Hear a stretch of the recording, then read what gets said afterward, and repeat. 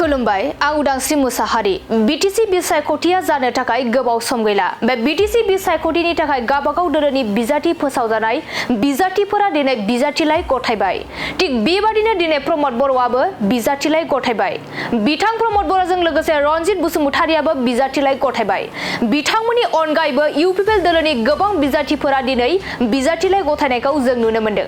मख'नो गोनांदि इउपिपिएल दोलोनि अनगायैबो गुबुन गुबुन दोलोनि बिजाथिफोराबो दिनै बिजाथिलाइ गथायदों बीपीएफ दोलोनि गोबां बिजाथिफोराबो दिनै बिजाथिलाइ गथायदों बीपीएफनि गाहाय खुंगिरि हाग्रामा महिलारिजों लोगोसे बीपीएफ दोलोनि गोबां बिजाथिफोराबो बिजाथिलाइ गथायदों मख'नो गोनांदि मोनफ्रोमबो दोलोनि बिजाथिलाइ गथायनाय हाबाफारिया गाजा गोमजायै जानानै थांनायखौ जों बे समाव मिथिनो मोननाय जादों। जोंनि दोलोआ मोनफ्रोमबो बियाबावनो नमिनेशन बिलाइखौ गथायबाय आंबो मानाव गिदिर चिफ बिथां प्रमद बर'नि जोंनि हाइकमान्डनि अननाय आरो बिथांनि आशीर्बादजों मोननै बियाबाव दिनै जोंनि 14 नं निसिमा बियाब आरो 11 नं जोंनि बावगुनि बियाबाव आंबो नमिनेशन साबमिट होनो हाबाय बे मोनसे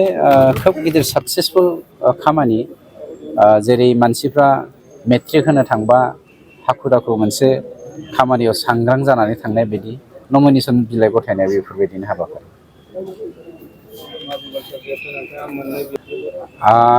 40थानि गेजेराव 32थाखौ जों देरहागोन गणतन्त्र हिसाबै जोंनो मा होनो अपोजिशननि गोनांथिखाय हाग्रामानो जोङो मोनबा देरहाहोनो नागिरदों मानोना जोंनो अपोजिशनखौबो नांगौ जायो अपोजिशन गैयाबा गणतन्त्र जाया आरो मोनथामखौ जोङो गुबुन दला दलनो देरहाहोगोन जायखौ जोङो गोसो जायो बेखौनो जों बासि देरहाहोनो हायो। हेलिकप्टारनि मोनसे इउपिपिएलनियाव माब्ला लागोन? हेलिकप्टार लानाय लायैया गेदेर खोथा नङा जोंनि खोथाया जादों हाग्रामाया जे थांनाय 17 बोसोरनि सासनकालाव 3,000 कोटी जाख्ल'दोंमोन बेनो बिथांनि दिनैनि हेलिकप्टार सालायनायनि मोनसे फोरमान गतिके 22 कोटी गारनानै बिथाङा हा फानदों होनदों क'क्राझार माबायाव मा होनो आं खोनानो मोन्दों I am not sure even the आं खोनादों जे 16 बिगा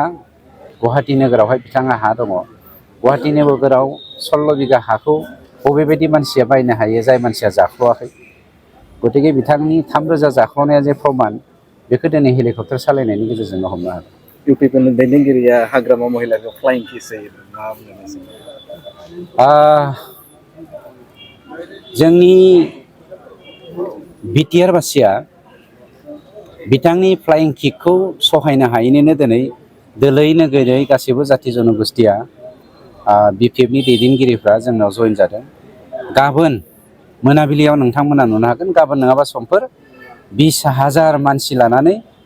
सानै बीपीएफनि दैदेनगिरिया इउपिपिएल दोलोआव जइन जानो फैगासिनो आरो बिथांनि